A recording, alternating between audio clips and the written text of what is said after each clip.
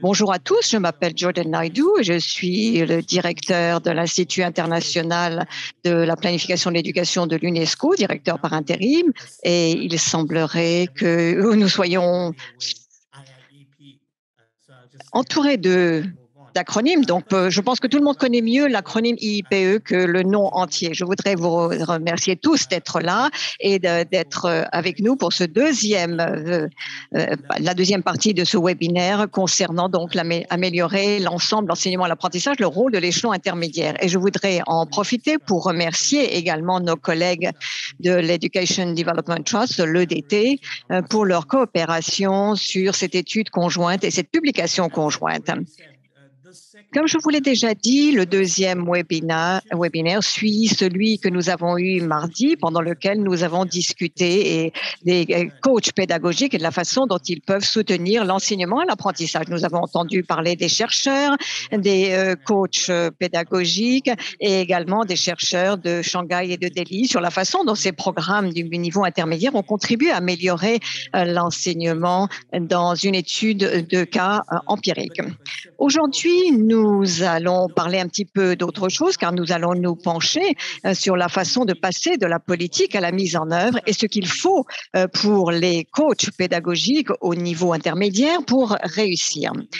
Avant de passer au reste des orateurs et de vous les présenter et de parler également de quelques autres points, je voudrais, alors que nous sommes en train d'attendre l'entrée des autres participants qui vont nous rejoindre et qui sont en train de nous rejoindre alors que nous parlons, je voudrais tout d'abord attirer votre attention sur quelques éléments administratif. Tout d'abord, ce webinaire est enregistré et nous allons envoyer un enregistrement de ce webinaire à tous les participants en français ou en anglais un peu plus tard cette semaine. Si vous ne voulez pas être enregistré, vous ne pouvez malheureusement pas rester.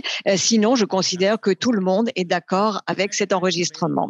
Le webinaire sera disponible à la fois en français et en anglais pour écoutez en français, cliquez en bas, il y a un petit globe en bas de votre écran à droite et cliquez sur la langue qui vous convient. La publication elle-même n'existe pas encore en français, mais elle est en cours de traduction et devrait être publiée d'ici quelques mois en français.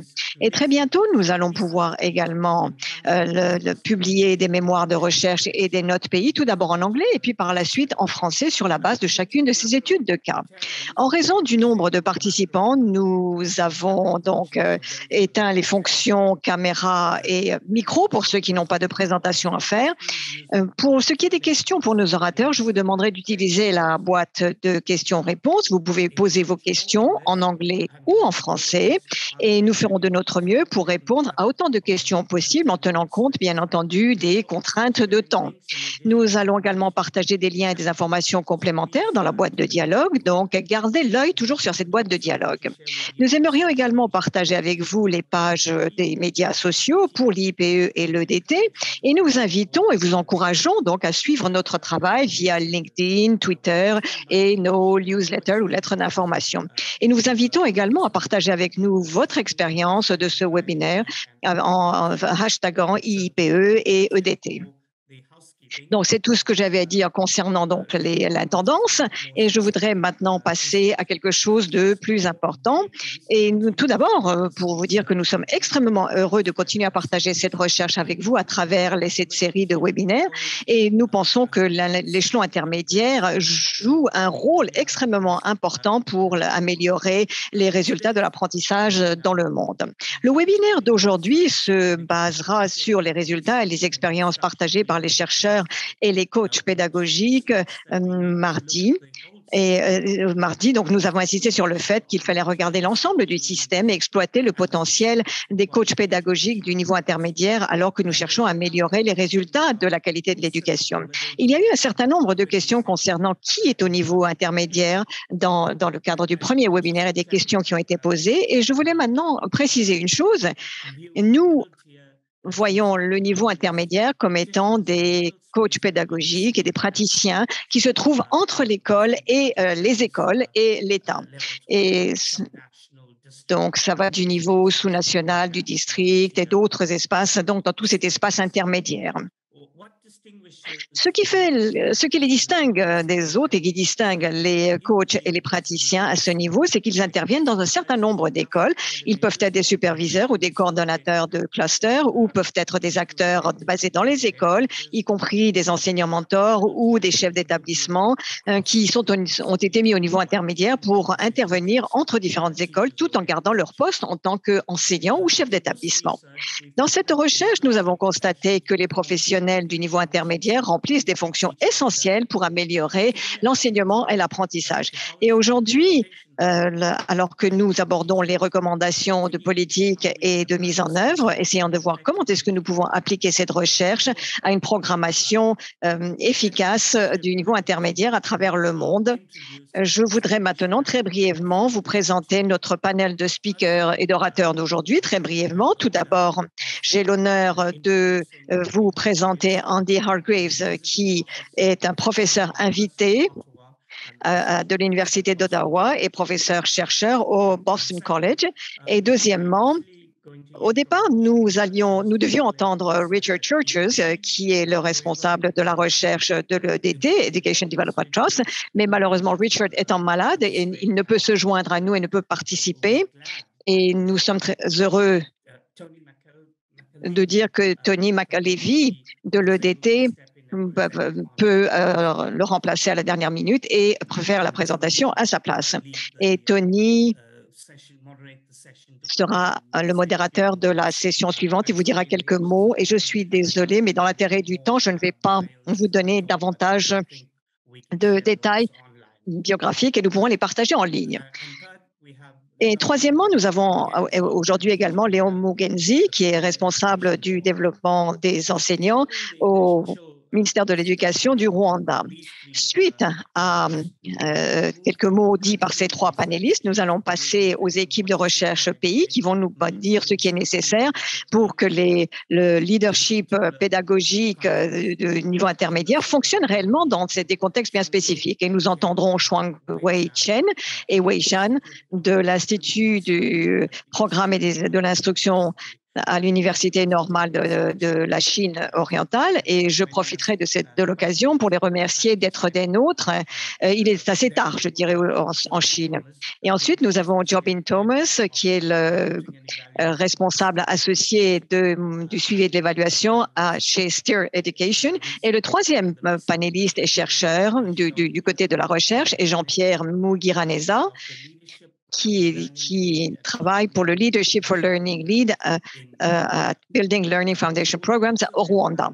Et ensuite, nous entendrons également Barbara Tournier, qui est spécialiste programme, ma chère collègue à l'IPE, qui a revu tous les résultats de la recherche sur les facteurs propices au niveau de la mise en œuvre.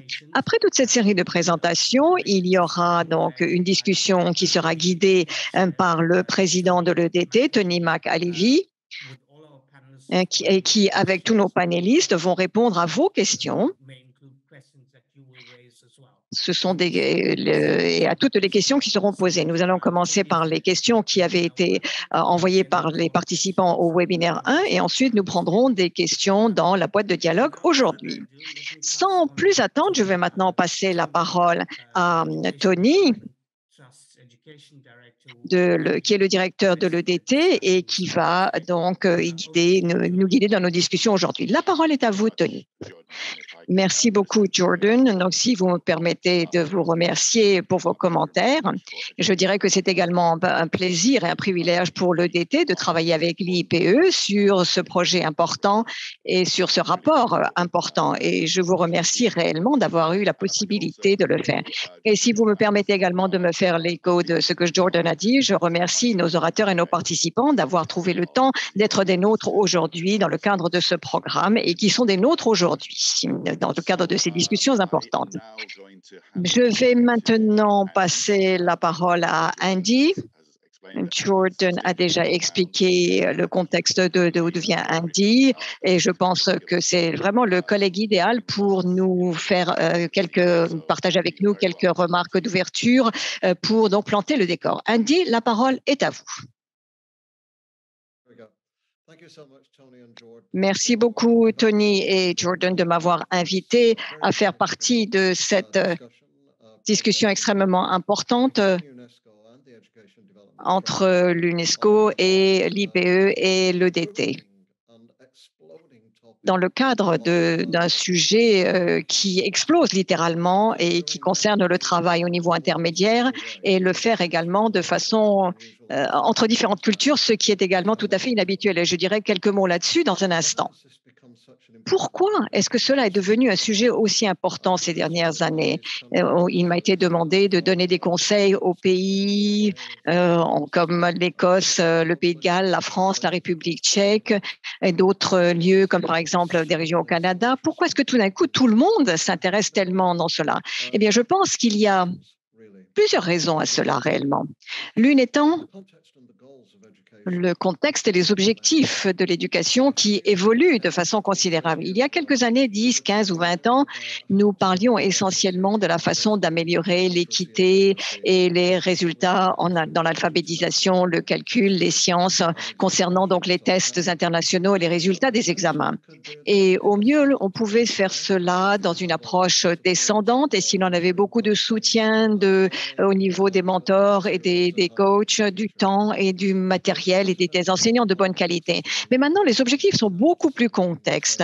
Nous avons 17 objectifs de développement durable au sein de l'Union des Nations Unies. Il y a une trentaine de compétences au sein de l'OCDE, y compris donc des compétences en matière d'empathie concernant l'identité, la collaboration, la coopération, etc. Et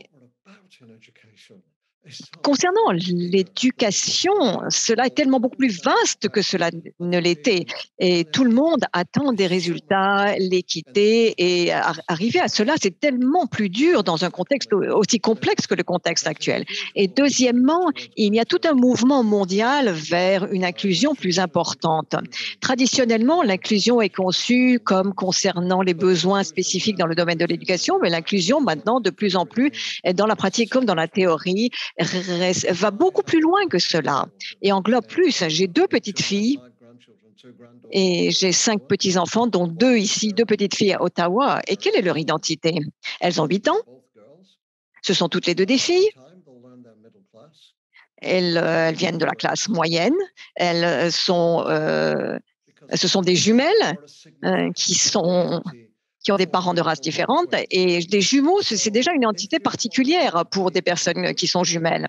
Donc, si vous voulez être inclusif pour ces filles, vous ne pouvez pas simplement cocher une case en disant qu'elles sont de couleur ou qu'elles appartiennent à un autre groupe ethnique ou quel est leur genre pour donc modifier le programme d'enseignement pour répondre à leur identité. Il faut simplement les considérer comme des enfants. Et dans un monde où il y a un tel mouvement de personnes maintenant, nous considérons que nous devons réfléchir un peu plus à ce que sont ces personnes et comment est-ce qu'elles peuvent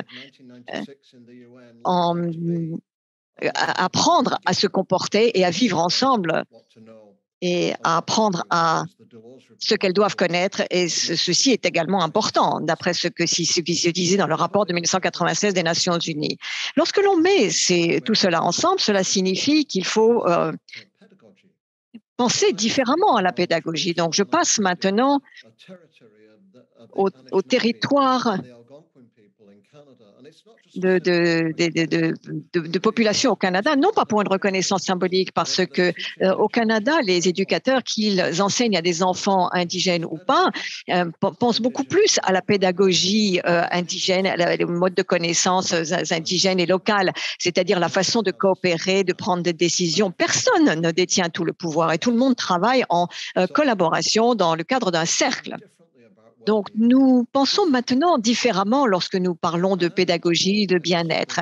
Et à ceci s'ajoute un mot que l'on appelle la décolonisation à l'heure actuelle. Et nous commençons simplement à comprendre ce que se montre ce grand rapport, à savoir que les pays ne sont pas juste des lieux où l'on peut exporter des modèles essentiellement occidentaux de collaboration, de leadership ou de pédagogie, mais que chaque pays, chaque culture possède sa propre identité culturelle. Et il y a des choses qui peuvent contribuer, qui peuvent apporter quelque chose aux autres également.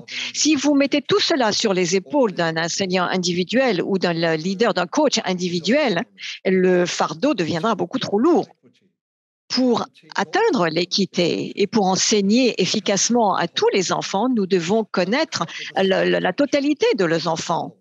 Et il faut non seulement que l'enseignant le connaisse, mais toute l'école et tout le système doit connaître la totalité de l'enfant, la complexité, pardon, et l'ensemble de l'enfant. Et comme on met un fardeau trop lourd sur les épaules de l'enseignant, je pense que c'est une des raisons pour lesquelles il y a tant de personnes qui quittent la profession enseignante à l'heure actuelle aussi rapidement que possible ou dès qu'ils le peuvent dans beaucoup de pays. Donc, comment pouvons-nous amener les gens à travailler ensemble de manière plus efficace? Parce que nous savons que ceci renforce l'innovation concernant donc des objectifs plus larges et cela permet d'améliorer la situation et permet d'améliorer la fidélisation des enseignants, la rétention des enseignants. Et ce qui nous sommes dépend des personnes avec qui avec qui nous sommes et comment on nous soutient, comment la communauté nous voit et comment est-ce que nous voyons la communauté, comment nous occupons, comment elle s'occupe de nous. Est-ce que je pourrais avoir la diapositive suivante? Barbara, diapositive suivante, s'il vous plaît. Voilà. Bien. Vous venez de voir donc la couverture du livre, ce que l'on appelle le leadership du milieu. Et c'est vraiment quelque chose qui a commencé dans l'Ontario, la région de l'Ontario, il y a 10 ans au Canada. Lorsque nous travaillons ensemble en Ontario, avec 5000 écoles pour toute la population, nous étions collectivement responsables de l'inclusion. Collectivement. Et ils sont chacun responsable des résultats des autres et pas seulement des siens. Et les stratégies d'inclusion qui ont été mises en place s'intègrent dans chaque district, mais chacun peut apprendre mutuellement des autres et peut aider mutuellement les autres et chacun est collectivement responsable de ces résultats. Et depuis le niveau intermédiaire, le coaching au niveau intermédiaire a été leur concept. C'est la première fois que je le voyais. Ce n'est pas eux qui nous ont suivis, c'est nous qui les avons suivis. Et c'est la raison pour laquelle ceci figure là-bas et sur le terrain. C'est un concept de praticien et non pas de théoricien. Qu'est-ce que nous pouvons apprendre de ce concept? Nous avons appris que le niveau intermédiaire, dans beaucoup de langues, le milieu n'est pas considéré comme étant le bon endroit où se trouver. Pensez au Moyen-Âge, aux écoles moyennes, à l'enfant qui est l'enfant du milieu. Et ce que l'on appelle le middle beer, c'est-à-dire entre le moment où on est parfaitement conscient et le moment où on est un peu parti. Le moyen, ce qui est au milieu, c'est quelque chose qui fait le lien entre deux éléments. Mais dans la culture arabe, le milieu, c'est le meilleur endroit où se trouver. Pareil, dans la culture bouddhiste, c'est un point d'harmonie. Et idem pour Aristote en Grèce, c'était une mine d'or. Donc le milieu peut être un endroit extrêmement fort, non pas un élément qui lie d'autres parties du système. Et le rapport de l'UNESCO est très clair sur ce point. C'est beaucoup plus qu'un élément qui connecte deux autres éléments. Cela peut être également le moteur de tout ce qui se passe dans un système et qui fonctionne bien. Et lorsque nous parlons aux gens qui sont dans ces domaines depuis plusieurs années, ils nous disent que le leadership du milieu ou de niveau intermédiaire comporte trois éléments que je vais vous montrer très rapidement. Tout d'abord, il y a une philosophie. Diapositive suivante, s'il vous plaît. Une philosophie de ce dont on traite, où l'on va, pourquoi est-ce que cela est important. Et dans un district, par exemple, de façon là où il y a des indigènes, des locaux, voilà à quoi ressemblait le leadership du milieu. Donc, il y a donc des choses tout à fait iconiques en Ontario. Donc, ils ont écrit donc ces déclarations. Pour eux, le milieu, c'est vraiment le cœur de l'arbre qui pousse et qui crée des branches, et le tronc, et qui lie, ces branches lient l'arbre dans le temps.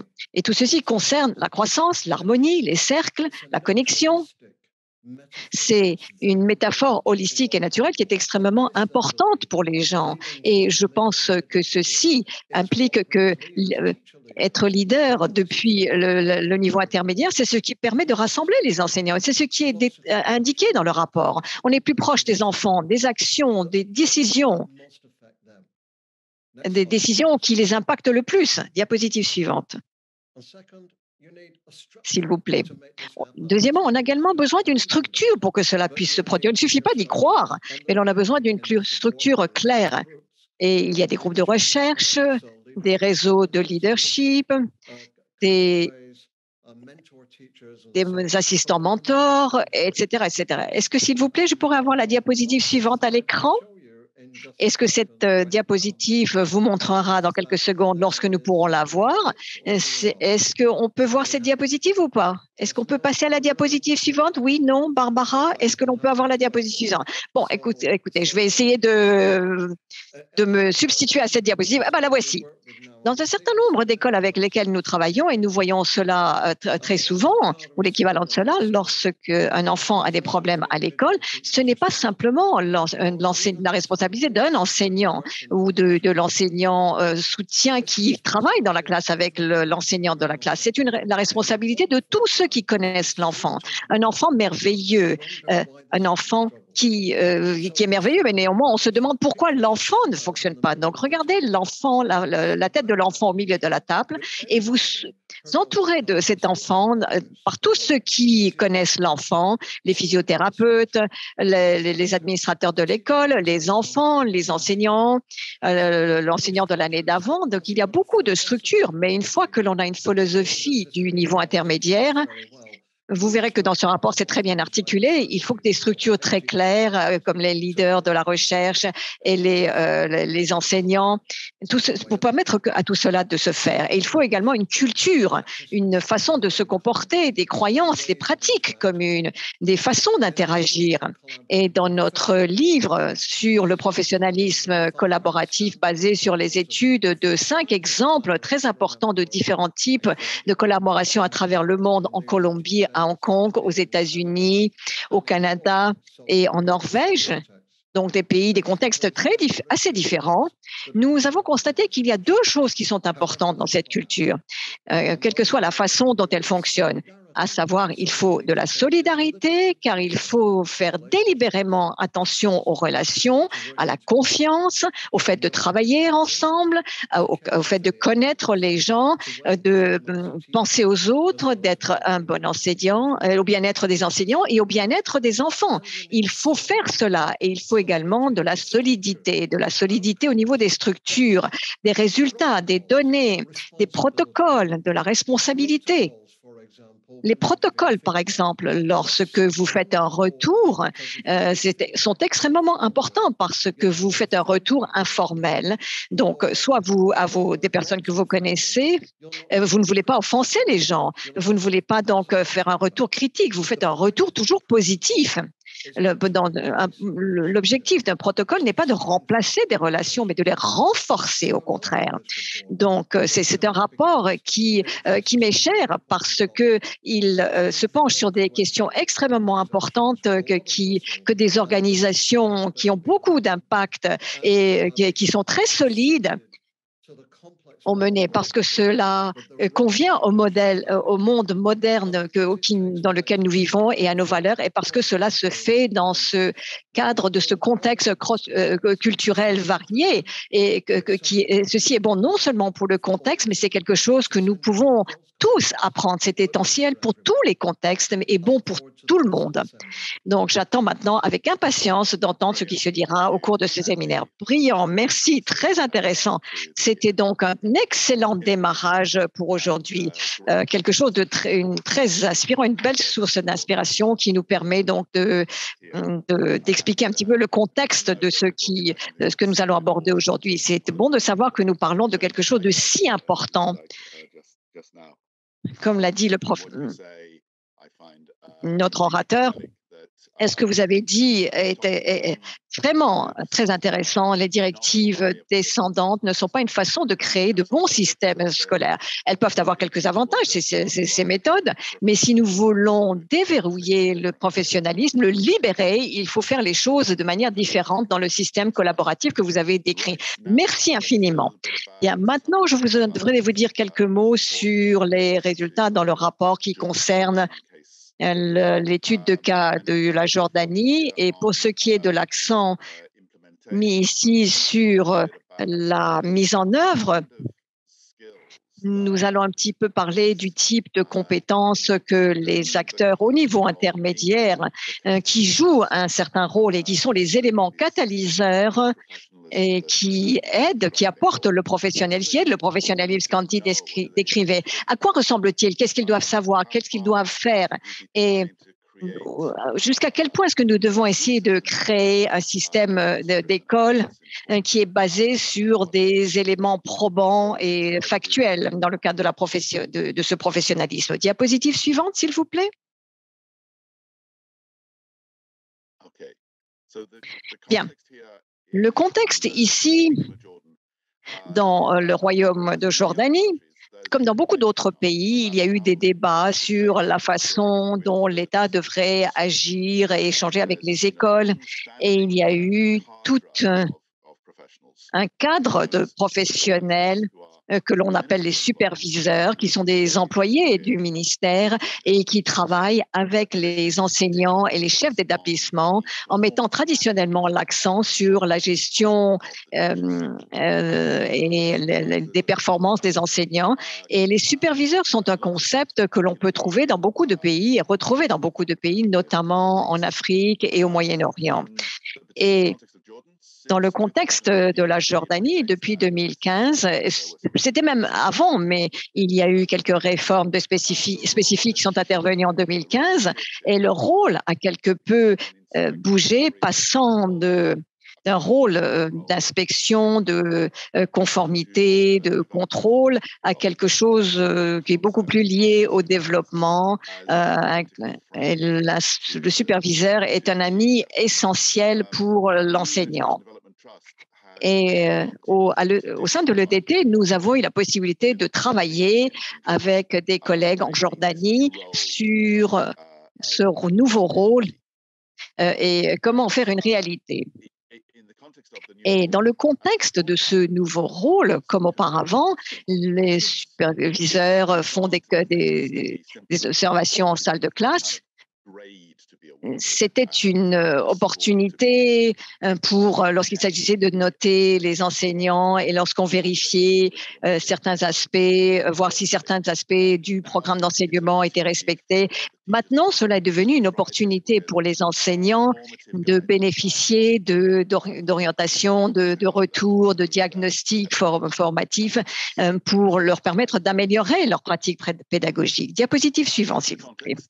Voici donc le contexte, mais c'est un contexte qui, en réalité, est très exigeant en réalité. Ce n'est pas une tâche aisée.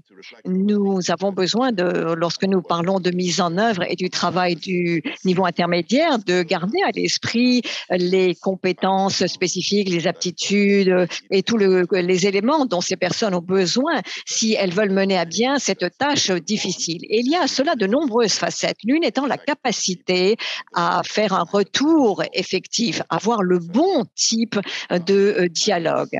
Et ceci dépend, bien entendu, du développement, de la formation professionnelle, de l'apprentissage professionnel. Ce n'est pas simplement quelque chose que l'on sait. Il faut donner aux gens les opportunités, les bonnes opportunités d'apprentissage professionnel. Si les acteurs du niveau intermédiaire doivent être efficaces en tant qu'éléments catalyseurs et agents du changement, nous devons nous pencher sur cela et nous demander quelles sont les compétences dont on a besoin et quelles sont les connaissances dont nous avons besoin.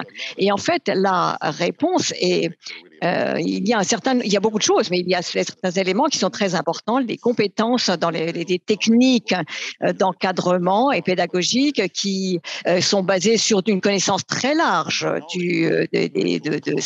de l'encadrement et la connaissance, le contenu de cette connaissance concernant les bonnes pratiques, les pratiques prometteuses qui découlent des éléments probants disponibles et des meilleurs éléments probants disponibles. Donc, nous considérons qu'il faut que ces acteurs soient soutenus à ces deux niveaux. Diapositive suivante, s'il vous plaît. Donc, le monde sait beaucoup sur le coaching effectif. Il y a beaucoup de modèles, il y a beaucoup d'approches aussi, et nous pouvons vraiment en fait apprendre beaucoup d'autres secteurs. Il y a en fait un modèle très impressionnant que nous avons utilisé en Jordanie. Ce n'est pas quelque chose d'original, ça a été utilisé ailleurs, mais c'est vraiment le modèle gros parce qu'il s'agit de croissance ou l'amélioration professionnelle et Il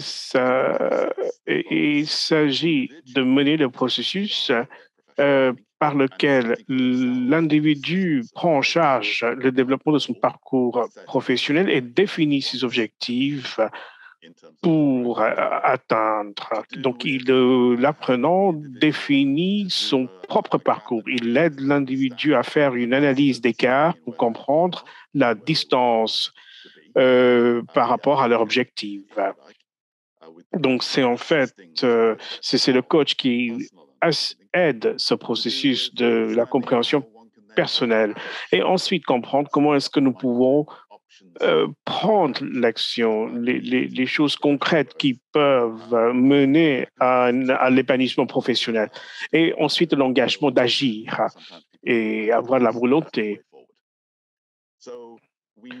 Donc, nous avons vraiment besoin des acteurs de l'échelon intermédiaire qui ont vraiment ce genre de compétences. Et cela constitue la base d'un programme de développement de parcours professionnel que nous avons mené en Jordanie. Donc, nous pensons que les compétences de coaching est très importante, la capacité de donner un feedback ou un retour d'information diagnostique. Et le contenu est aussi quelque chose de très important. Et un des rôles du coach, c'est un intermédiaire entre le contenu pertinent que le professeur trouve utile dans son parcours. Et nous nous sommes beaucoup inspirés d'autres secteurs, surtout le secteur de la santé. Et je dirais que dans le secteur de la santé, il y a eu beaucoup de concepts basés sur les données probantes. Et les médecins et les infirmières ont vraiment réfléchi sur leur propre pratique et ensuite doivent se comparer par rapport aux résultats qui émanent des recherches importantes. Les médecins chevronnés ont toujours cette approche. Et c'est exactement ce que nous avons fait avec les superviseurs dans le contexte jordanien. Et nous l'avons fait en créant des cartes de données probantes qui ont essayé de présenter de façon conviviale aux professeurs quelles sont les stratégies que nous pourrons adopter. La prochaine diapo, s'il vous plaît. Et donc, il s'agit les données probantes qui ont vraiment alimenté ce cycle comprend le diagnostic, l'observation des cours diagnostiques, ensuite comment comment tirer des enseignements des données probantes et comment mettre en place le coaching en pratique. Et tout cela est vraiment médié par ces cartes d'intervention. Peut-être le professeur souhaite avoir davantage d'imagination sur l'utilisation d'espace dans la salle de classe. Il veut absolument se distancier par rapport à un cours classique et aussi, on peut aussi réfléchir à d'autres aménagements de la salle de classe pour faciliter le travail en groupe. Donc, il faut vraiment réfléchir à d'autres techniques qui peuvent alimenter la conversation et qui peuvent nous aider, en fait, à avoir une salle de classe beaucoup plus dynamique. Et tout cela est censé être très convivial et cela reconnaît les différents contextes. L'âge des enfants, par exemple, cela change pas mal de choses. Le sujet, la matière, est-ce que c'est les maths ou bien l'éducation physique?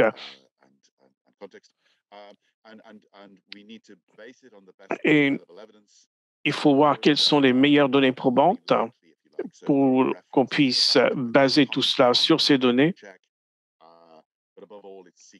Et il s'agit également de présenter les éléments robustes aux praticiens qui n'ont pas vraiment le temps de tout lire. Donc, c'est vraiment en fait le résumé de ce que nous avons fait en Jordanie. Donc, on a conceptualiser la compréhension de cet échelon intermédiaire. Et il faut peut-être en fait un corps mondial de connaissances sur le professionnalisme de l'échelon antérieur. Il faut aussi s'inspirer d'autres secteurs et appliquer les résultats de recherche robustes. Merci beaucoup. Donc, c'était vraiment spécifique au cas jordanien. Et maintenant, je suis ravi de vous dire que nous allons maintenant écouter un autre cas d'étude au Rwanda qui est tout à fait différent. Je suis ravi que Léon, qui est le chef de développement des parcours professionnels des enseignants, a pu être parmi nous pour nous dire quelles sont les améliorations durables dans les réformes sur l'échelon intermédiaire au Rwanda. Léon, vous avez la parole, s'il vous plaît. Merci beaucoup de cette occasion de présenter ce récit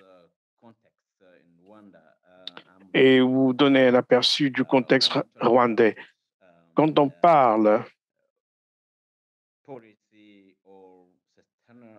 de la politique ou de l'amélioration continue, tout d'abord,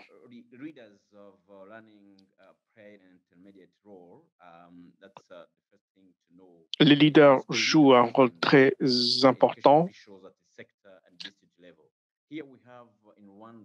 Le rôle des directeurs d'école s'est considérablement élargi aux dernières années. Nous avons 60 leaders d'apprentissage. Nous avons 30 districts. Donc, il y a 2 leaders nationaux, 2 leaders d'apprentissage pour chaque district. Donc, dans les districts, nous avons également des leaders d'apprentissage locaux. Il y a à peu près 416 secteurs administratifs. Donc, il y a un par secteur, un leader local d'apprentissage par secteur.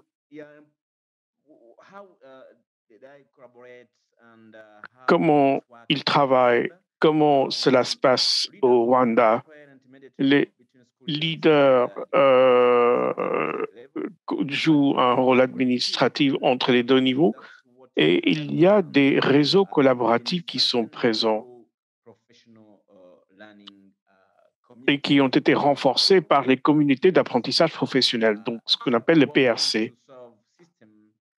Donc, ils se penchent sur des questions comme le décrochage, le soutien académique octroyé aux élèves et aussi la formation des enseignants. Donc, cela est très utile pour notre système éducatif. On améliore également les standards dans les différents domaines. Nous avons développé ce qu'on appelle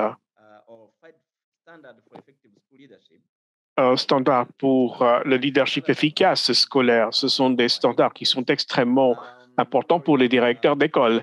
Normalement, nous avons en fait une vision de l'école. Ensuite, il y a un deuxième sur l'apprentissage, sur l'enseignement. Ensuite, la collaboration entre les parents, les communautés, et non seulement, il y a aussi un standard sur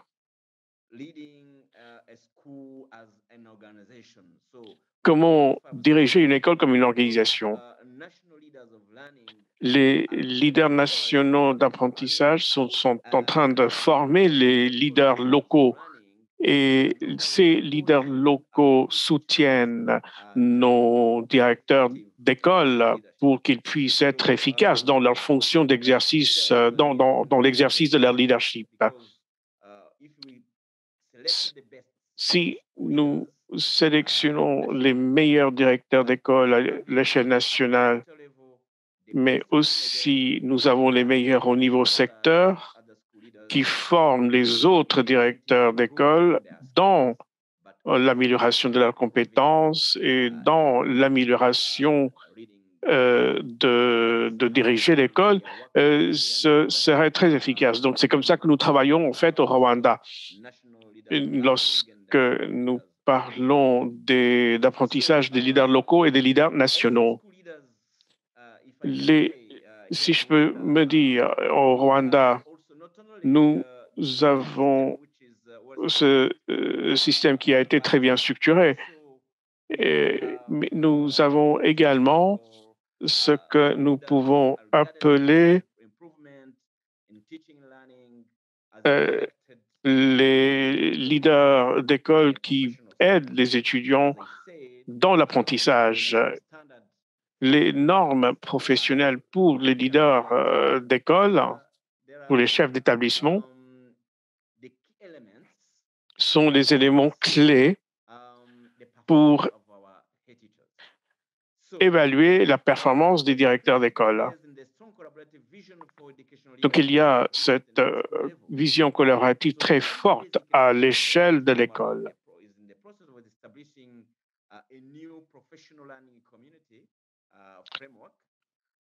Nous sommes en train de créer un nouveau cadre professionnel pour guider cela. Donc, nous devons vraiment comprendre cela. Si les directeurs d'école doivent améliorer les pratiques, doivent améliorer leur façon de travailler, nous devons aussi avoir le cadre approprié. C'est pour ça que c'est un cadre de communauté professionnelle. Donc, nous sommes en train de travailler sur ce cadre et nous avons, dans nos politiques, renforcé les compétences de leadership pour nos directeurs des écoles. Mais il faut aussi définir le rôle et les responsabilités des leaders d'apprentissage locaux et nationaux. Tout cela a été défini dans les politiques pour qu'ils puissent devenir une partie intrinsèque du système. Donc, nous sommes ravis que maintenant, il faut continuer de promouvoir la durabilité de ce système. Il faut renforcer nos directeurs d'école, nos leaders à travers cette plateforme. Et ainsi, nous pouvons vraiment garantir le développement du parcours professionnel et des compétences de nos directeurs d'école. Nous sommes focalisés sur le développement du parcours professionnel continu et il y a 3 éléments qui méritent d'être mis en relief. Donc, il s'agit de renforcer le système à travers les communautés professionnelles de façon durable. Et donc, le comité d'éducation de Rwanda est chargé de nos leaders d'école. Donc, ils font constamment le suivi de ces communautés d'apprentissage professionnel pour que ce soit durable. Dans les contextes différents, il y a des modèles de compétences pour l'apprentissage de base et pour le collaboratif par pair. Donc, nous sommes en train d'apprendre des différents contextes et nous avons vu qu'il est vraiment très important pour notre système éducatif, cette pollinisation croisée.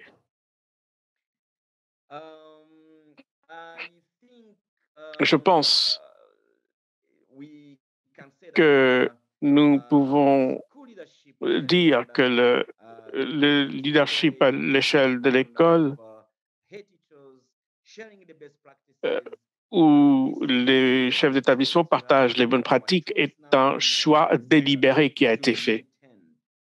Et cela a été fait pour maintenir le leadership à l'école de façon efficace. Sans tarder, je souhaite maintenant vous remercier de votre attention et je pense que nous allons continuer à réfléchir sur ces questions et je suis ravi de pouvoir partager le contexte rwandais et nous serons ravis de poursuivre ce dialogue avec les autres participants si ils ont des questions. Donc, merci énormément de votre attention, s'il vous plaît. Très bien. Merci beaucoup, Léon. C'est vraiment, en fait, un cas d'étude extrêmement intéressant. Il y a beaucoup d'informations très riches et cela nous donne beaucoup de matière à réfléchir. Je suis vraiment frappé par comment les frontières disparaissent au sein du système, la frontière entre les écoles et les districts avec les chefs d'établissement qui travaillent non seulement dans leur école, mais aussi avec d'autres, avec leurs pairs, qui travaillent aussi avec les districts également. Donc, c'est intéressant de voir comment ces frontières s'estompent. Et aussi, le focalisation sur le leadership qui a été également soulevé par Andy. Donc, nous allons revenir à Lyon et à Andy plus tard dans la session. Maintenant, on va regarder de plus près quelques questions sur la mise en œuvre. C'est bien de faire la mise en œuvre, mais comment le faire? Donc, les questions sur la mise en œuvre. Qu'est-ce qu'il faut faire pour que cela fonctionne? Donc, on aura les équipes pays qui ont fait la recherche qui vont présenter. Et je pense que nous allons d'abord entendre le Rwanda. Jean-Pierre va nous dire comment la mise en œuvre s'est passée dans le contexte rwandais. Jean-Pierre, vous avez la parole. Ou bien est-ce que c'était Delhi? Bon, très bien. Excusez-moi, il y a quelques confusions. Donc, on va d'abord commencer avec le Rwanda, ensuite le Shanghai, ensuite Delhi. Merci beaucoup. Je suis... Allez-y, Rwanda. Est-ce que vous pouvez afficher le diapo, s'il vous plaît? Je pense qu'il y a un petit retard. Andrea, est-ce que vous pouvez afficher le diapo de Rwanda, s'il vous plaît?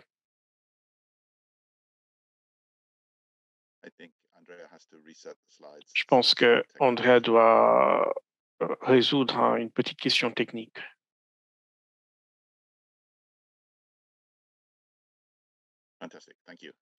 Bon, très bien. Jean-Pierre, vous avez la parole. Allez-y.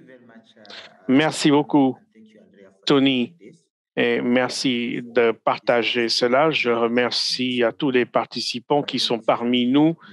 Je m'appelle Jean-Pierre, je viens du Rwanda, le même pays que Léon. Cela fait 4 ans que je travaille sur un programme financé par le CDO, mais normalement, je travaille pour CDT. Donc, en ce qui concerne la mise en œuvre du programme de l'échelon intermédiaire au Rwanda, je souhaite vous parler de quelques caractéristiques qui pourraient faire en sorte que la mise en œuvre réussisse. D'abord, il faut aligner avec les priorités définies par le pays. Deuxièmement, il faut aussi prendre en compte la capacité de l'échelon intermédiaire et aussi le troisième, la durabilité. Donc, d'abord, comment le programme de l'échelon intermédiaire pourrait être aligné avec les priorités nationales existantes. Je pourrais peut-être vous donner un aperçu de ce qui a été fait à travers un exemple. Donc, la première question, c'était que les directeurs d'école travaillent en isolation et cela a eu un impact sur la performance de l'école. Vous pouvez voir 2 écoles dans un cluster Il y a des étudiants qui assistent, en fait, qui sont inscrits dans les écoles, viennent du même environnement. Mais quand on voit leur performance, il y a une différence considérable dans la performance, ce qui veut dire que peut-être il y a une école qui doit apprendre quelque chose de l'autre. Et le pays a défini une priorité. Il s'agit de renforcer la collaboration entre les directeurs d'école pour qu'ils puissent aussi apprendre l'un et l'autre. C'est pour ça que le programme de l'échelon intermédiaire a été mis en œuvre et là, il s'agit de promouvoir la collaboration entre les directeurs d'école.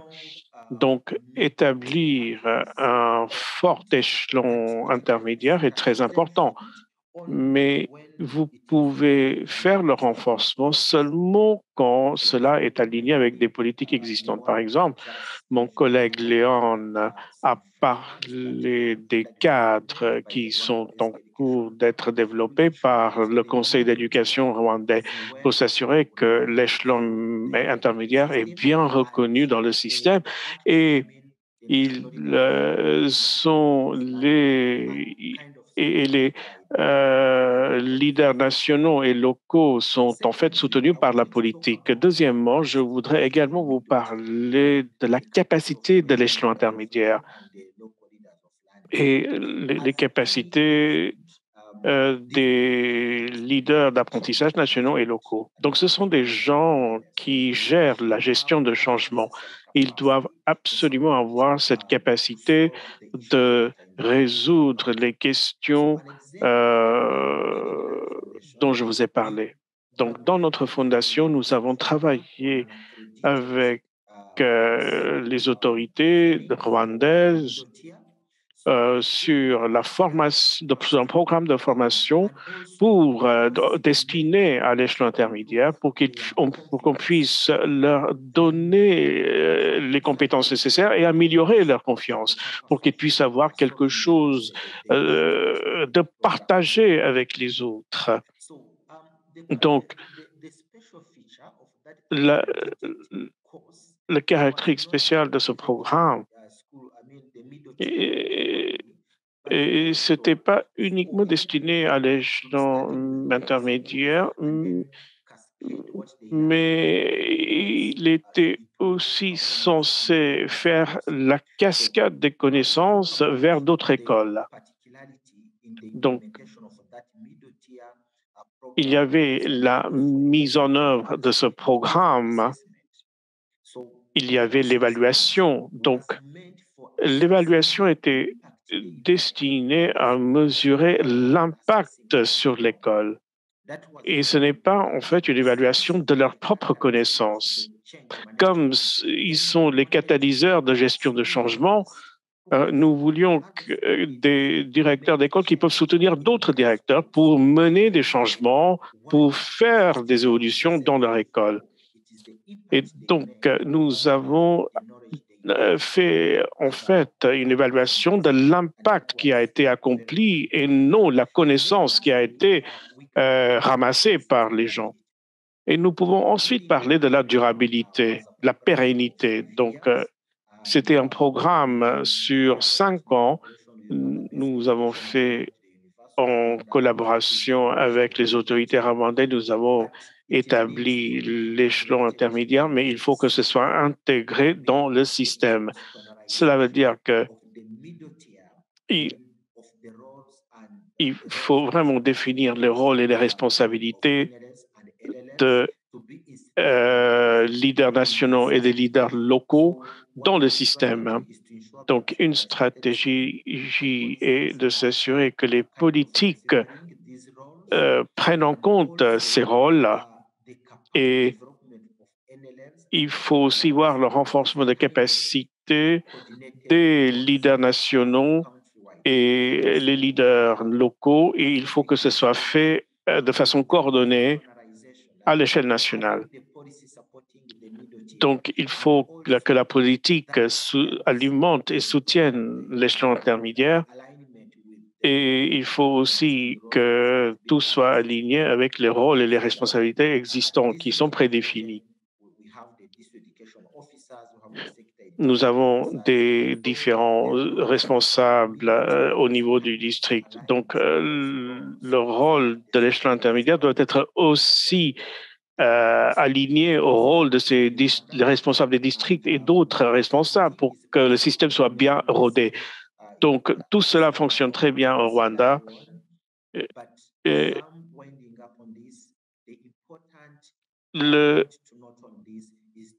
ce qui est très important, c'est l'alignement des rôles et des responsabilités dans le système.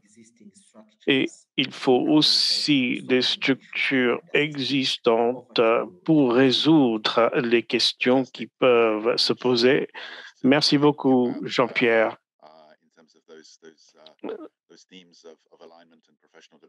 Donc, c'est très intéressant de voir cette perspective d'alignement et de développement. Je suis très intéressé par les nouveaux chemins qui s'ouvrent pour les leaders d'apprentissage. Merci beaucoup et je pense que maintenant nous pouvons passer à Shanghai. Si nous pouvons trouver le diapo de Shanghai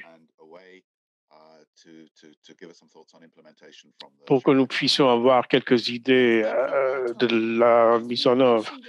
Merci beaucoup, Tony. Comme nous avons mentionné pendant le premier webinaire, nos résultats sont un tout petit peu différents par rapport aux autres pays. Nous avons défini cet espace de l'échelon intermédiaire. Donc, nous le définissons. Ce n'est pas en fait un espace plat, c'est plus un espace systémique. Nous n'avons pas en fait des coachs pédagogiques à une seule couche. Donc, je vais vous parler d'abord des défis, donc ce qui ne marche pas. Et ensuite, on va voir quels sont les enseignements à tirer. Il faut rester optimiste à la fin. Donc, en ce qui concerne les défis, nous avons un environnement hautement sélectif et méritocratique. L'échelon intermédiaire est très concurrentiel. L'environnement est très concurrentiel. Il y a très peu d'enseignants qui font partie de cet espace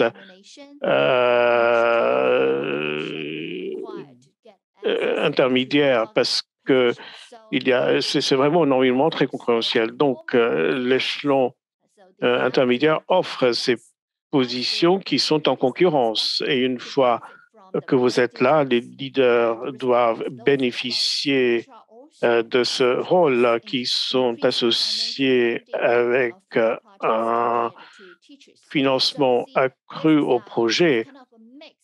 Donc, il y a en fait un effet très mixte dans cet espace de l'échelon intermédiaire. Nous avons aussi quelques problèmes, la motivation et la performance à cause de cet environnement très concurrentiel. Les professionnels de l'échelon intermédiaire vont poursuivre les réformes pour augmenter la concurrence. Donc, nous avons en fait l'autre face de ce leadership pédagogique. Donc, le chemin, tout n'est pas rose. Nous avons déjà, en fait, le revers de la médaille qui n'est pas si joli. Nous avons également des contraintes contextuelles complexes. La montée en échelle est confrontée à plusieurs problèmes qui émanent d'un contexte difficile.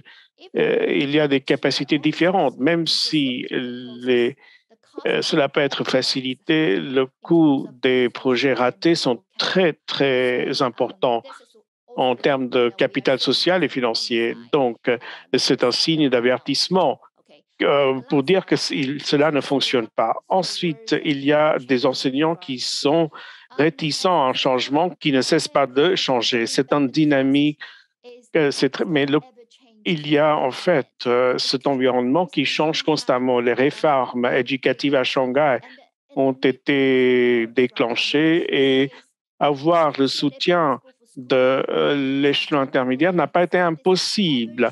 À l'école, on accepte ce changement, mais le changement est très critiqué. Les enseignants se plaignent à cause d'une surcharge de travail à cause de l'échelon intermédiaire, ce qui fait que beaucoup d'enseignants sont complètement indifférents au projet. Donc, voilà ce que j'avais à vous dire et la façon dont nous partageons ce message assez optimiste. Merci. Mais moi, j'arrive en disant oui, mais. Tout d'abord parce que c'est extrêmement sélectif. Nous avons donc les éducateurs les meilleurs qui ont été choisis comme étant l'élite des coachs professionnels. Et en fait, je vais essayer de répondre à la remarque d'Andy sur le niveau intermédiaire entre philosophie et structure. Le premier point, je parlerai de l'équilibre entre l'aide internationale et le développement indépendant des capacités. Être au milieu, c'est quelque chose d'important. J'ai travaillé avec des pays en voie de développement il y a 10 ans et des pays qui recevaient beaucoup d'aide internationale, mais 7 ans plus tard, lorsque je suis retournée, ils continuaient de recevoir l'aide internationale. Ils avaient toujours un système éducatif ou d'éducation très faible. Donc, 4 pays étaient encore en train de lutter pour faire face aux problèmes d'alphabétisation dans le cadre des ODD. Et je pense que la Chine pourrait également partager son expérience et ses enseignements. Tout l'espace intermédiaire à Shanghai n'est pas juste un mode de création, ce n'est pas une création du 21e siècle, c'est un système qui a été mis en place il y a des décennies lorsque la Chine a commencé à construire son système d'éducation et à l'époque, la formation des enseignants n'était pas très bonne, on n'avait pas suffisamment de ressources. La Chine a profité d'un soutien extérieur, mais il y a eu un développement rapide de son système parce que la Chine a choisi autonomiser et les meilleurs éducateurs en première ligne de nos écoles pour pouvoir guider, superviser et soutenir les écoles et les enseignants qui en ont besoin. Et comme l'a dit également Andy, maintenant le contexte a changé. Dans les premiers jeux, au début, il fallait aider les enseignants à se développer. Maintenant, l'accent est beaucoup plus basé sur l'innovation, les compétences, le changement des compétences, de nouvelles formes d'inégalité. Et le deuxième point concerne l'équilibre entre la compétition et la collaboration. Coachs de niveau intermédiaire affectent beaucoup de projets de ressources aux enseignants dans les écoles, ce qui amène les enseignants des écoles et même les districts à se faire concurrence. Mais d'une autre façon, les coachs du niveau intermédiaire font le lien entre les écoles isolées et encouragent la collaboration en partageant et en transférant des expériences d'une école à l'autre, et en faisant en sorte que les écoles soient responsables du succès de toutes les autres. Et ce n'est pas très difficile pour le gouvernement d'établir une ou plusieurs écoles qui réussissent, mais il est très difficile d'améliorer la qualité et l'équité de l'ensemble du système scolaire. Ceci implique beaucoup de contributions de la part du gouvernement et de façon continue. Le système intermédiaire, c'est également une culture qui permet de naviguer entre ces deux États et qui implique des attentes très complexes sur le système. Et voilà, c'est ce que nous voulions partager avec vous. Merci beaucoup. Merci, Wei Shanghai. Vous avez dit beaucoup de choses dans une seule diapositive. C'était tellement riche quant à son contenu. Il y avait beaucoup de choses importantes également sur la sélection, la bonne sélection, la charge de travail pour les enseignants, l'engagement des enseignants. Oui, extraordinaire. Bien, revenons maintenant, nous reviendrons à certains de ces points dans le cadre de nos discussions un petit peu plus tard, mais nous allons maintenant passer à Delhi, à l'expérience de Delhi. Jobin, la parole est à vous. Parlez-nous donc de la mise en œuvre à Delhi. Merci beaucoup, Tony. Bienvenue à tous les participants. Je suis très heureux d'être ici avec vous et de partager l'étude de cas en Inde et nos enseignements dans le cadre de cette étude. Pour vous expliquer un petit peu le cadre, l'éducation mettait l'accent sur le soutien au processus d'éducation pour améliorer la motivation et la formation des enseignants. Et dans le cadre de cet objectif, nous avons soutenu le gouvernement de Delhi et le gouvernement indien. Et cette étude de cas porte sur l'introduction de 2 rôles nouveaux dans le système. Au niveau intermédiaire, de nouveaux rôles ont été identifiés, c'est-à-dire les enseignants mentors et des coordinateurs chargés du développement des enseignants, de la formation des enseignants. Chaque école nommait donc un coordonnateur du développement des enseignants et l'enseignant mentor pouvait s'occuper de plusieurs écoles, partageant les retours d'informations et partageant les meilleures pratiques, ce qu'il faut apprendre, comment améliorer les choses, enseigner la pédagogie, etc. L'étude de cas concerne le programme à Delhi et je voudrais donc mettre l'accent sur 2 éléments du programme. La première composante portait sur les sessions d'orientation qui ont été menées et ces sessions permettaient de préciser les rôles et responsabilités de ces enseignants mentors et les coordinateurs du développement des enseignants et des pratiques générales pour le rôle. Du rôle. Quelles sont les pratiques? Comment est-ce qu'ils peuvent mettre en œuvre leur plan dans le système tel qu'il est à l'heure actuelle? Le deuxième élément, la composante importante de ce programme, deuxième composante importante, c'est développer le soutien et les structures de retour d'informations. Le premier élément mettait l'accent sur la fourniture au niveau des enseignants. Le deuxième est beaucoup plus l'accent sur écouter les enseignants et entendre leur retour. Donc, ceci est pour établir la confiance et développer la motivation. Et toutes ces pratiques étaient intégrées dans l'idée que l'on veut que les enseignants aiment enseigner, que les élèves aiment apprendre. Ceci peut paraître un petit peu simpliste lorsque l'on en a des structures de soutien et un système de soutien, mais ceci s'est avéré extrêmement puissant et a permis d'avoir un impact important. Et je voulais simplement mettre en exergue certains points. Tout d'abord, nous avons pu observer qu'il y avait une coopération plus grande entre les enseignants et ceci est une composante importante parce que dans les écoles publiques, il est extrêmement important d'avoir cela et c'est une amélioration. Les enseignants ont besoin d'espace pour s'améliorer et ce programme a permis de voir également qu'il y avait d'avoir une meilleure communication et une appropriation par les enseignants. Donc les enseignants avaient fait des efforts supplémentaires pour améliorer leur pédagogie d'enseignement. Deuxième point important et tout à fait évident que nous avons pu observer concernait les élèves, même si le programme ne ciblait pas directement les élèves et améliorer leur expérience au sein de la classe, ceci a permis d'améliorer l'expérience des élèves, leur engagement dans la salle de classe et l'on a pu constater une influence très positive sur les élèves. Et les élèves nous ont dit qu'ils se sentaient plus engagés en cours et que la courbe d'apprentissage, même si elle n'a pas réellement été mesurée au niveau des résultats de l'apprentissage, mais on a constaté qu'il y avait une plus grande confiance. Et comme nous le savons tous, les écoles étaient fermées pendant la période de la COVID et nous avons vu que les enseignants ont pu s'adapter à ces circonstances imprévues. Ce n'était pas quelque chose que nous avions planifié, mais le renforcement du niveau intermédiaire a permis d'améliorer le travail de 1,6 million d'élèves pendant la période du confinement. Et si l'on regarde les chiffres, ce sont des chiffres très importants et l'impact sur les élèves et sur l'apprentissage collectif et les enseignants a été très élevé.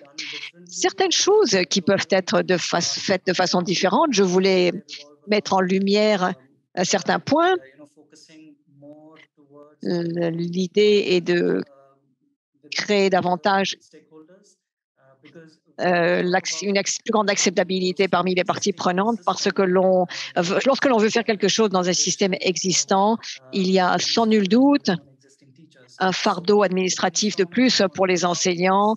Donc, il faut réfléchir à la façon dont ceci peut être géré avec les enseignants, les chefs d'établissement. Ceci peut s'avérer très utile pour améliorer la mise en œuvre du programme et lui permettre d'aller de l'avant. Une chose que nous avons également remarquée et qui pouvait être améliorée vise à améliorer les structures de communication et à les définir. Lorsque l'on a des enseignants qui travaillent avec différentes écoles et partagent des plateformes et que les enseignants partagent leurs meilleures pratiques, il vaut toujours mieux avoir des canaux de communication structurés qui les aideront et à mieux naviguer entre les systèmes. Donc, ce sont là certains des points qui pourraient être effectués de façon différente et en gardant à l'esprit l'horaire. Je vais vous dire que et je vais vous parler de quelques points également liés à cette étude de cas. Tout d'abord, l'importance de créer des systèmes de soutien et la positivité. Nous avons considéré que ceci contribue beaucoup à l'efficacité du programme. Ce sont des points qu'il faut retenir. Les enseignants sur la plateforme savent qu'ils peuvent partager des expériences, des meilleures pratiques et cela améliore considérablement la culture du retour, du partage de retour et d'apprentissage. Donc, ceci a un impact direct sur les enseignants et permet d'améliorer les compétences d'apprentissage tout au long de la vie. Un autre élément à retenir est que non seulement mettre l'accent sur un aspect, mais sur de multiples aspects, par exemple, améliorer l'autonomie et améliorer l'enseignement et l'apprentissage pour les enseignants et les élèves. Et à travers ceci, nous avons essayé d'axer nos interventions sur cela et améliorer la motivation des enseignants à travers ces différents aspects. D'autres éléments à retenir également et que j'aimerais partager avec vous et la croissance systémique, comment est-ce que cela a un impact sur les résultats de l'apprentissage des élèves. Comme je l'ai dit un petit peu plus tôt, ce programme ne ciblait pas directement les élèves, mais comme c'était un programme systématique et que la structure était telle qu'il y avait des retours à tous les niveaux de la hiérarchie, les élèves en ont indirectement bénéficié. Et nous avons constaté que ceci était très utile pour être efficace, tout en mettant l'accent sur certains éléments du système. Et pour en terminer sur ce point, le dernier point que j'aimerais partager avec vous concerne la formation des enseignants. Cela peut sembler générique, mais ce que nous avons tiré comme enseignement de notre étude, c'est que lorsque les enseignants ont des plateformes sur lesquelles ils peuvent partager les meilleures pratiques, ils bénéficient également d'une plateforme de collaboration et les enseignants peuvent toujours bénéficier de ressources à l'extérieur de l'école et ces plateformes offrent réellement un accès aux opportunités d'apprentissage sur différentes compétences. Et bon, pour nous, ceci était extrêmement important au niveau de la diffusion de l'apprentissage et un impact important. Merci beaucoup et je vous repasse la parole. Merci beaucoup, merci pour ce point de vue systématique qui était tellement intéressant. Cela nous donne beaucoup de choses, beaucoup de points sur lesquels nous devons réfléchir. Nous allons donc parler de certains de ces points dans quelques instants, mais je vais vous donner la parole à Barbara qui voudrait faire quelques commentaires. Merci beaucoup, merci Tony. Bien. Ceci était réellement intéressant, intéressant d'entendre nos orateurs sur la conception du programme et la mise en œuvre.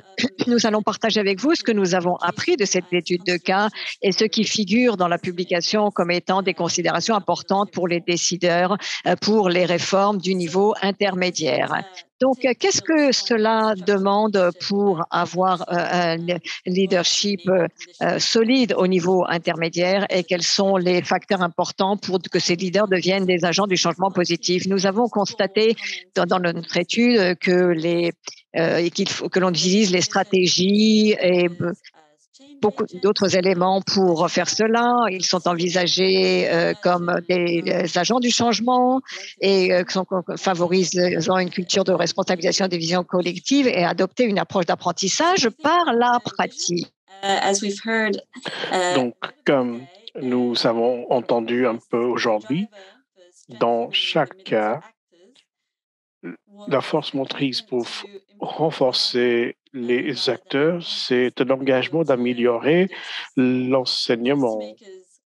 Les décideurs ont compris qu'il n'est pas possible d'atteindre les enseignants dans chaque salle de classe sans compter sur l'échelon intermédiaire qui travaille avec eux. Donc, si vous voulez un changement systémique, si vous voulez changer des pratiques ou introduire des solutions techniques, c'est l'échelon intermédiaire qui est très important.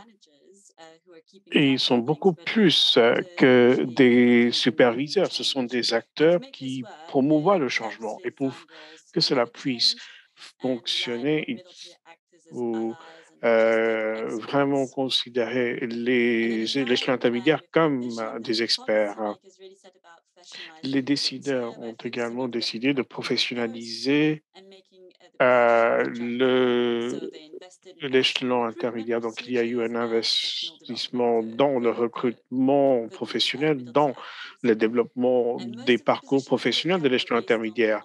Et les positions ont été tous basées sur le leadership. Donc, ils sont comptés sur les enseignants et les directeurs d'école qui ont été reconnus comme des praticiens de marque. Et cela a été très important pour renforcer la collaboration et la confiance entre les enseignants et entre les écoles, car ces acteurs comprennent les défis de l'environnement scolaire. Et normalement, ils n'ont vraiment pas de rôle formel dans l'évaluation. Donc, il est facile pour les enseignants d'interagir, de dialoguer avec ces agents. Et il y avait également certaines compétences qui ont été recherchées, comme les compétences en matière de communication, une ouverture d'esprit et aussi la capacité de donner un retour d'information positive et constructive et de pouvoir travailler en équipe. Donc, nous avons entendu parler le délégué rwandais où il y avait un cadre de compétences qui a été développé et utilisé pour le recrutement. Et le recrutement était très visible et formel. Cela a vraiment augmenté le statut et les attentes pour ce rôle. Il était important de noter que dans la plupart de nos cas d'études, les coachs pédagogiques n'avaient aucune incitation financière lorsque nous avons mené la recherche, mais ils ont vraiment bénéficié de développement de parcours professionnels qu'ils n'auraient pas eu autrement. Par exemple, à Shanghai, les leaders de l'échelon intermédiaire ont reconnu qu'ils ont pu bénéficier de plusieurs privilèges auxquels les enseignants ordinaires n'ont pas accès. Par exemple, le prestige, le respect social, le réseautage et l'opportunité de trouver des financements pour les projets. Nous, les décideurs, ont également renforcé et construit une vision. Donc, il y avait ces communautés professionnelles, les réseaux d'apprentissage qui ont été mis en place. Ils ont donné de l'autonomie à l'échelon intermédiaire et il y avait un leadership qui a été distribué et non concentré. Ils ont vraiment priorisé l'enseignement collectif. Au Pays de Galles, il y avait Heu, beaucoup et avant, les directeurs d'établissement travaillaient de façon isolée en Rwanda, pardon. Ils travaillaient de façon isolée, mais maintenant ils travaillent en réseau. Donc on a développé cette approche pour, s'améliorer constamment et contourner les obstacles. Bon, mais rien n'est défini. Rien n'est gravé dans le pierre, il faut toujours s'adapter et je reconnais que il faut du temps pour que ce changement systémique parvienne et il faut vraiment, en fait, progressivement faire passer des réformes. Nous avons vu que dans certains cas d'études, les coachs pédagogiques ont été confrontés à une résistance. Et petit à petit, ils ont vraiment réussi à faire voir les avantages du nouveau système. Pour conclure, Quelques considérations en matière de pérennité, de la mise en œuvre et la conception du programme. Lorsque vous envisagez de la pérennité et de la montée en échelle d'un modèle, il faut choisir les bons profils et les bonnes personnes comme des coachs pédagogiques. Si vous prenez un rôle de superviseur, sachez qu'il n'y en a pas assez dans le pays. Donc, l'avantage de se fier à l'école, c'est que vous avez en fait un pool beaucoup plus vaste et vous pouvez également garder la motivation des coachs pédagogiques. Donc, est-ce il faut voir s'il faut une incitation financière ou bien est-ce qu'il faut formaliser cela? C'est ce qu'on a entendu du Rwanda. Ou bien vous pouvez également, en fait, trouver des incitations non financières. Et dans notre cas, euh, nous n'avons pas obtenu de réponse et j'espère que nous pouvons en fait discuter de cette question lors de la séance questions-réponses. Il faut aussi reconnaître que ce sont des réformes du système. Il faut voir quelle est la structure interne du système éducatif et quels sont les rapports entre les différents acteurs. Donc, il faut vraiment arriver à une étape où vous êtes en train de mener du milieu et c'est l'échelon intermédiaire qui déclenche le changement. Même si les réformes sont en fait perçues comme des interventions à bas coût, les gouvernements doivent être prêts à donner davantage de ressources pour faire évoluer l'échelon intermédiaire. Il faut des fonds pour répondre aux besoins du programme et il faut également consacrer le financement pour le suivi et l'évaluation pour que vous adaptiez constamment. Et à long terme, hein, vous devez également garder à l'esprit qu'il faut un financement supplémentaire pour avoir des postes à temps plein ou pour créer des nouvelles structures. Donc, Tony, je vous rends la parole. Merci beaucoup, Barbara. Merci pour cette analyse très pratique et claire. Donc, maintenant, c'est le temps de faire une question-réponse. Est-ce qu'on peut en fait aller au-delà de 4 heures? Est-ce que ça peut marcher? Est-ce que Zoom l'autorisera pour qu'on puisse rester au-delà de 4 heures? Nous pouvons essayer. Donc, 5 minutes de plus. Bon, écoutez, nous avons juste un tout petit peu de temps pour quelques questions. Une question, peut-être Andy, vous pouvez répondre. Certaines personnes demandent où sont les inspecteurs, où est la redevabilité. Qu'est-ce que vous pensez de la redevabilité? On a parlé de la redevabilité il y a quelques années. Où sommes-nous par rapport à ça? Merci beaucoup. Donc, on a commencé avec les questions moins faciles. Il y avait en fait un livre sur le leadership durable qui a été écrit quelques années. En fait, vous pouvez comprendre le résumé. La redevabilité doit être doit être le reste une fois que la responsabilité a été soustraite.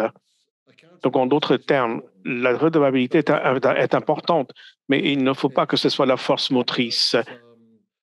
C'est ce qui reste une fois qu'on enlève la responsabilité. Vous ralliez tout le monde, vous construisez un environnement professionnel de la responsabilité collective et c'est ça votre force motrice. Et de temps en temps, il y a des choses qui ne se passent pas très bien. Quelqu'un vole de l'argent ou bien quelqu'un perd complètement les priorités. Et donc là, vous avez besoin de la redevabilité. Deuxièmement, ce qui est très intéressant, c'est la juxtaposition de la collaboration avec l'hiérarchie dans plusieurs cas. J'aime beaucoup l'exemple de Shanghai parce que parfois, les gens disent que les gens de Shanghai ne sont pas très critiques. Et comment tout cela s'agence. J'ai des collègues à Singapour et nous avons mené en fait un cas d'étude à Hong Kong où les gens ont parlé de façon positive des interactions entre l'hiérarchie et la collaboration. Donc c'est vraiment ça a l'air très différent par rapport aux pays de l'Europe occidentale. Nous disons dans l'Occident que l'huile et l'eau ne se mélangent pas. Et alors que dans la cuisine asiatique, ce n'est pas du tout le cas. Donc, c'est vraiment en fait un excellent exemple d'hiérarchie et de collaboration. Les gens font confiance à l'hiérarchie. D'abord, il y a l'absence de confiance lorsqu'il n'y a pas de relation. Donc, nous devons vraiment travailler sur les personnes qui occupent les différents postes.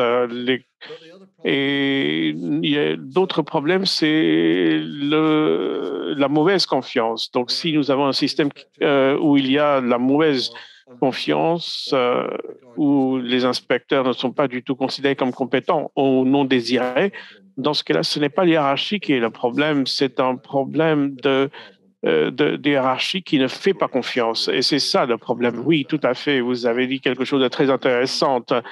Je pense que nous devons absolument terminer à 16 heures selon les exigences de Zoom. Mais donc, je peux demander à Léon sur la question de la pérennité. Est-ce que ce modèle est pérenne, Léon? Qu'est-ce que vous pensez de la perspective rwandaise? Est-ce que ce modèle est pérenne? Oui, merci beaucoup. Oui, la pérennité est quelque chose de très important. Nous pensons que ce système pourrait être pérenne en fonction de la conception et de la structuration de notre système éducatif. Pour votre information, le Conseil d'éducation de Rwanda s'y penche. Et une fois que nous avons trouvé les éléments clés pour renforcer le leadership du système éducatif, il n'y a aucun doute que ce système deviendra durable. Donc, nous avons ces communautés professionnelles et je pense que la question nous pouvons être tranquilles en ce qui concerne la question de la durabilité. Donc, nous avons vraiment eu un dialogue extrêmement riche. Je suis sûr que vous êtes tous d'accord. Si vous n'avez pas encore lu le rapport, je pense que vous devez le faire. Merci énormément pour cette discussion et merci pour ces contributions très riches. Et maintenant, je rends la parole à Jordan. Bon, je pense que je souhaite remercier tout le monde. C'était vraiment une des présentations excellentes. C'est dommage que nous n'ayons pas eu plus de temps, mais nous avons commencé avec une référence comme étant le milieu qui n'est pas très important. Mais à travers ces discussions, nous voyons que la couche intermédiaire est très, très importante. Nous penchons sur la structure et la philosophie. Et c'est en fait la colle qui garde la structure ensemble. Et c'est aussi l'huile qui fait que le moteur fonctionne. Donc, c'est la première chose. Et en ce qui concerne la modulabilité et la pérennité, nous pouvons constater qu'il n'y a vraiment pas un modèle passe-partout. Ce sont des modèles qui incorporent les bonnes pratiques qui peuvent être dupliquées dans plusieurs contextes. En tenant compte de tout ce qui a été dit. Et nous avons vraiment besoin d'un changement de culture avec une nouvelle interprétation de leadership. Il s'agit de mener depuis le centre et je pense que cela est critique. Et une critique faite par moi sur les écoles, c'est que nous sommes censés être une structure éducative, mais nous ne sommes pas une organisation qui apprend. Donc, il faut instaurer une culture d'apprentissage et c'est ça l'essence de l'échelon intermédiaire. Donc, je m'arrête là. Merci aux présentateurs, merci à l'EDT et j'espère que nous pouvons faire un petit suivi avec tous les participants. Donc, encore une fois, merci énormément à tout le monde. Au revoir. Au revoir. Merci. Yes, bye. Also, thank you.